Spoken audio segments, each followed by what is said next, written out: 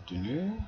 Dans la vidéo précédente, nous sommes arrêtés sur les informations ou les commentaires concernant le code. Ici, on a parlé d'afficher mes informations. Vous avez toutes mes informations qui sont là.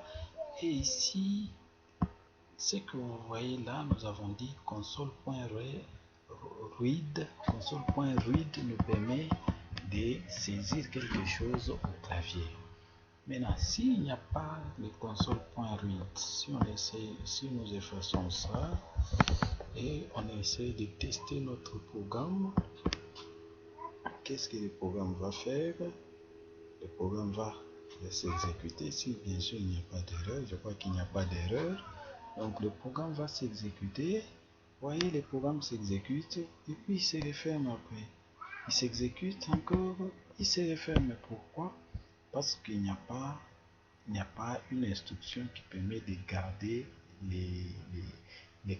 la console affichée. Et c'est pourquoi à la fin, dans notre programmation console, à la fin, on met toujours cette instruction ici qui vous permet de garder la console affichée en attendant que vous puissiez appuyer sur un bouton pour quitter le programme.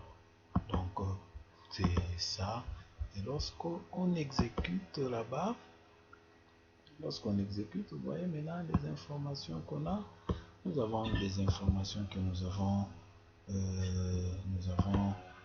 saisies là-bas. Je vais juste changer la couleur d'arrière-plan. Oui, la couleur d'arrière-plan.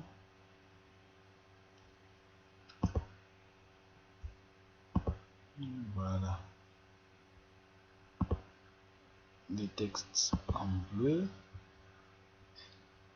L'arrière-plan, on met en blanc. Et on essaie d'agrandir un peu la police. La police, on met à 20 pour que ce soit quand même visible. Voilà. Et 20 couleurs sont pas appliquées. Couleur de texte bleu et arrière-plan en blanc.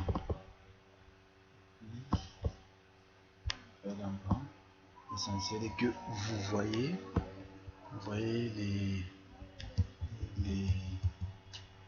les informations telles que nous les avons codées. Nous avons dit afficher. Premièrement, afficher à l'écran. Nous avons demandé afficher avec retour à la ligne. Et qu'est-ce que vous allez afficher? Afficher nom, espace, 2 points, espace, alone. Et c'est pourquoi vous voyez là, on a écrit nom, espace, 2 points, espace, et puis alone.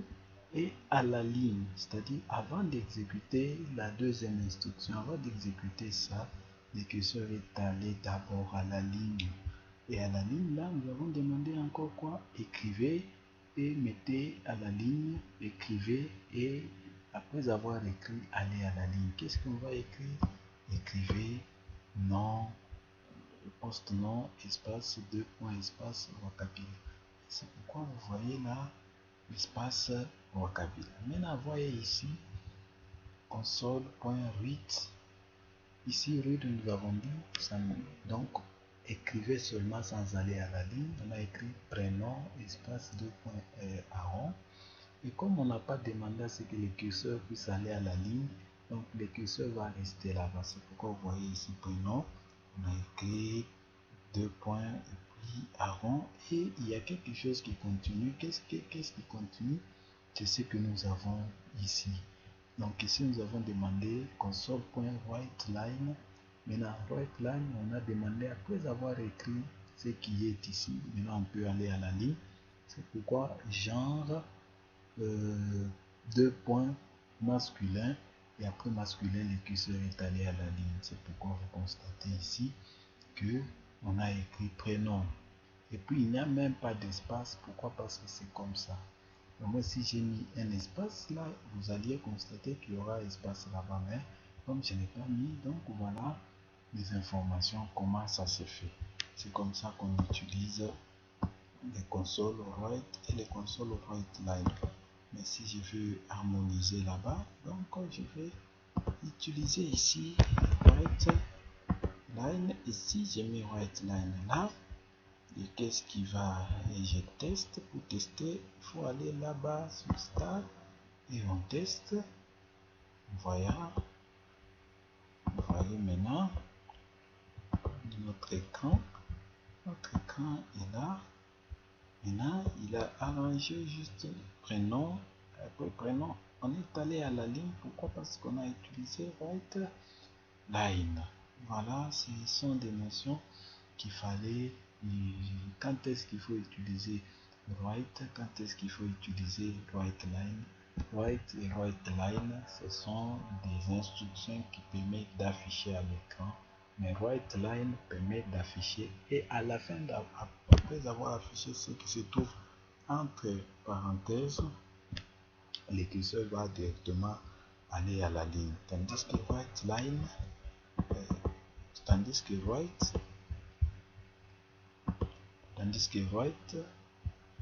white, c'est on écrit ce qui est entre parenthèses et le curseur ne rentre pas à la ligne, il reste fixé à la fin.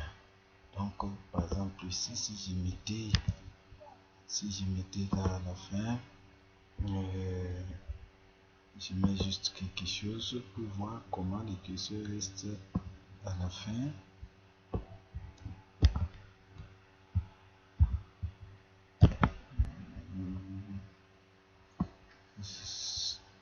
Je mets juste quelque chose, ville, Colosie, mais je supprime d'abord white line et je mets seulement white. Et qu'est-ce qui va se passer? Vous voyez le curseur là où il clignote. Pourquoi? Parce que on a demandé à ce que ça soit white et non pas white line. Et c'est pourquoi vous voyez le curseur clignote juste après Colosie qui est là-bas, donc juste après la chaîne de caractères de quoi. Mais si j'aimerais que ça puisse aller à la ligne, donc je vais juste ajouter white line là. Et dès que j'exécute, vous voyez, le curseur n'est plus là-bas, le curseur part directement à la ligne. Donc, d'emblée, ce que je peux vous demander aussi à vous, c'est de faire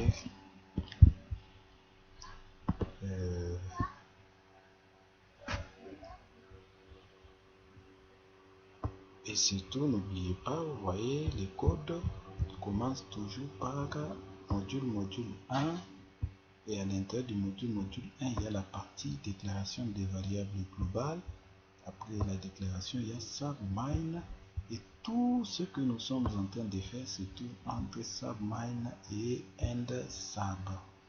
Donc, tout ceci, si je veux réduire là-bas, je réduis là-bas. Vous voyez que tout est réduit. Voilà, voilà le programme que nous avons,